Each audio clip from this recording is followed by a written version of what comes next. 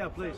Chuck Schumer and Nancy Pelosi, they've been talking about tariffs for decades. How come when these Democrat elites want tariffs, everything's hunky-dory, but when President Trump wants tariffs, all hell breaks loose? Do you see this double standard? I love this guy. Whoever the hell that is. That's really nice. I appreciate that question. No, Chuck Schumer and Nancy Pelosi, everybody knew you had to do it, but they never had the guts to do it. It does take guts. It even takes guts for our country to go through it. That's why I say be cool. They were saying about, see, just be cool. It's going to work out. It's going to work out, and it's working out. I can tell you, working out maybe faster than I thought. But I said it's going to take a little conditioning. It's a transition to. It's really, I think it's a transition to greatness. It's going to be greatness. Our country is going to be. There'll be nothing like it, and people investing in our country, they're going to do better than they've ever done before. We have more car manufacturers, Roger, coming into our country now. Speaking of cars. We've never seen anything like it. And they're coming in because of the election, but they're coming in because of the tariffs, because they don't want to pay 25 or 50 or whatever it may be.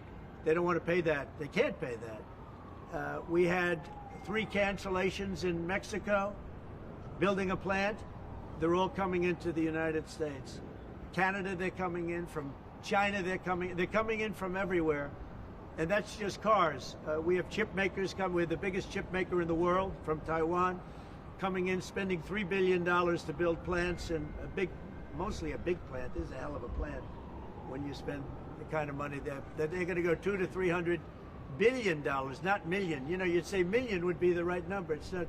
$200 to $300 billion. Think of that, $300 billion. If you look at Apple. Apple is going to spend $500 billion building a plant. They wouldn't be doing that if I didn't do this. They'd just keep building them in China. And that's unsustainable. It's not a pleasant thing to do, but I appreciate the question. And, you know, interestingly, Chuck Schumer and Nancy Pelosi, Crazy Nancy, they've wanted to do this for years, but they never had a president that had the guts to do it, because it does take guts, believe me. Was it the bond markets that persuaded you to reverse course? I was watching the bond market. The bond market is very tricky. I was watching it, but if you look at it now, it's beautiful. The bond market right now is beautiful. But yeah, I saw last night where people were getting a little queasy.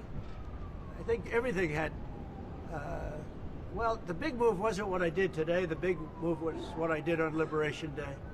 We had Liberation Day in America. We're liberated from all of the horrible deals that were made, all of the horrible trade deals that were made. And I was helped by people just like this, senator, congressman, and friends, right? And we had great help in the Senate. Our Republican senators have been amazing. They stood tall.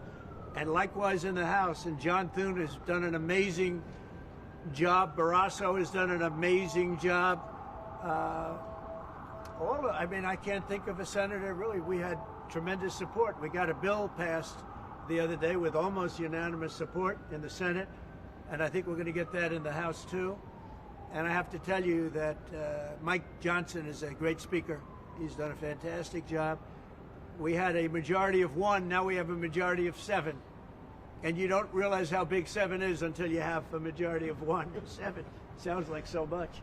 But we're doing well. But Mike Johnson and John Thune have done a really great job. Mr. President, was there anyone who influenced your decision? Did you speak with anyone, you know, Jamie Dimon? Did you speak with anyone? Well, I watched Jamie Dimon on Maria Bartiromo's show this morning, and he was very good. He said that, actually made the statement to effect that something had to be done with the tariffs and trade. He said that. He said, look, you know, at some point, but he said something has to be done with tariffs and trade.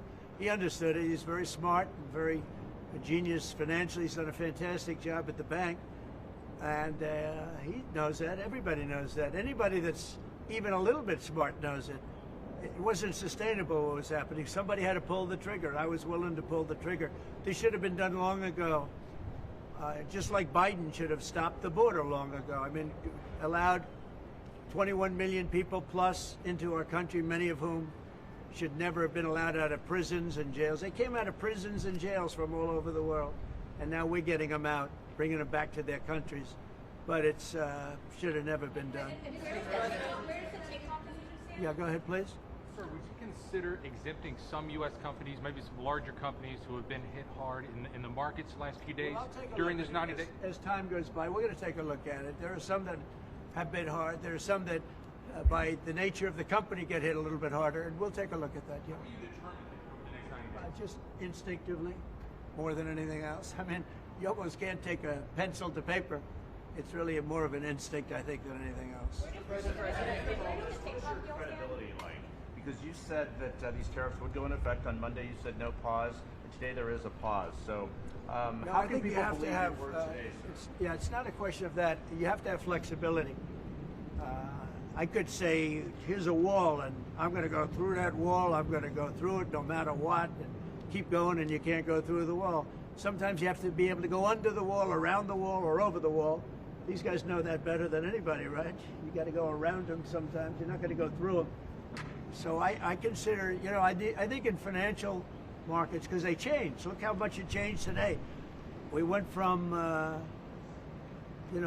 pretty moderate today, but over the last few days it looked pretty glum, to, I guess they say it was the biggest day in financial history. That's a pretty big change. And I think the word would be flexible. You have to be flexible. Like he's asking the question about some companies. Some companies, through no fault of their own, they happen to be in an industry that is more affected by these things than others. You have to be able to show a little flexibility. And I'm able to do that. I'm going to say hello to these champions because they are great champions. I got to say hello.